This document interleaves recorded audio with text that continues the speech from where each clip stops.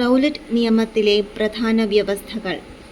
വിചാരണ കൂടാതെ ഏത് ഇന്ത്യക്കാരനെയും അറസ്റ്റ് ചെയ്യാനും 2 വർഷം വരെ തടങ്കലിൽ വയ്ക്കാനും ഈ നിയമം ബ്രിട്ടീഷ് സർക്കാരിനെ അധികാരപ്പെടുത്തി. വിധിക്കെതിരെ അപ്പീൽ നൽകാൻ പ്രതിക്ക് അവകാശമില്ലായിരുന്നു. പത്രങ്ങളും പ്രസിദ്ധീകരണങ്ങളും കനത്ത സെൻസർഷിപ്പ് നേരിട്ടു. ബ്രിട്ടീഷുകാരുടെ ഭരണത്തെ വിമർശിക്കുന്ന പത്രങ്ങൾ ഈ നിയമം മൂലം അടച്ചുപൂട്ടാൻ കഴിയും. ഒരു ജൂറി ഇല്ലാതെ ആളുകളെ രഹസ്യമായി വിചാരണ ചെയ്യാം. അവർക്ക് സ്വയം പ്രതിരോധിക്കാൻ കഴിയില്ല. ബ്രിട്ടീഷ് വിരുദ്ധ പ്രവർത്തനങ്ങളിൽ സംശയിക്കപ്പെടുന്ന ആരെയും തെളിവുകളില്ലാതെ അറസ്റ്റ് ചെയ്യാമായിരുന്നു. ഇത് സ്വാതന്ത്ര്യ സമര സേനാനികളെയും ദേശീയവാദികളെയും നിശബ്ദരാക്കാൻ ബ്രിട്ടീഷ് ഉദ്യോഗസ്ഥർക്ക് അനിയന്ത്രിതമായ അധികാരം നൽകി.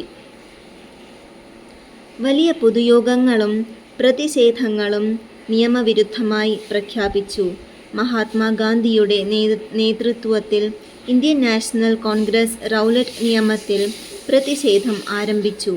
അമൃത്സറിൽ 2 പ്രമുഖ ദേശീയ നേതാക്കളായ ഡോക്ടർ സൈഫുദ്ദീൻ കിച്ലു, ഡോക്ടർ സത്യപാൽ എന്നിവരെ അറസ്റ്റ് ചെയ്യുകയും വിശദീകരണം കൂടാതെ നാടുകടത്തുകയും ചെയ്തതിനെ തുടർന്ന് സ്ഥിതിഗതികൾ കൂടുതൽ അസ്ഥിരമായി.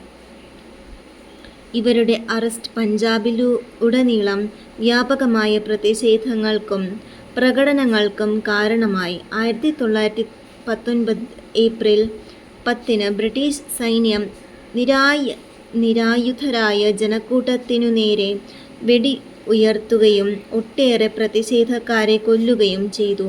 പ്രതികാരമായി നഗരത്തിൽ അക്രമം പൊട്ടിപ്പുറപ്പെട്ടു. ഇത് സർക്കാർ കെട്ടിടങ്ങൾക്കും ബ്രിട്ടീഷ് പൗരന്മാർക്കും നേരെയുള്ള ആക്രമണങ്ങളിലേക്ക് നയിച്ചു. കൂടുതൽ വിയോജിപ്പുകൾ അടിച്ചമർത്താൻ ബ്രിട്ടീഷ് സർക്കാർ പഞ്ചാബിൽ പട്ടാള നിയമം ഏർപ്പെടുത്തുകയും ക്രമസമാധാനം പുനഃസ്ഥാപിക്കാൻ ബ്രിഗേഡിയർ ജനറൽ റെജിനാൾഡ് ഡയറെ നിയമിക്കുകയും ചെയ്തു. നന്ദി.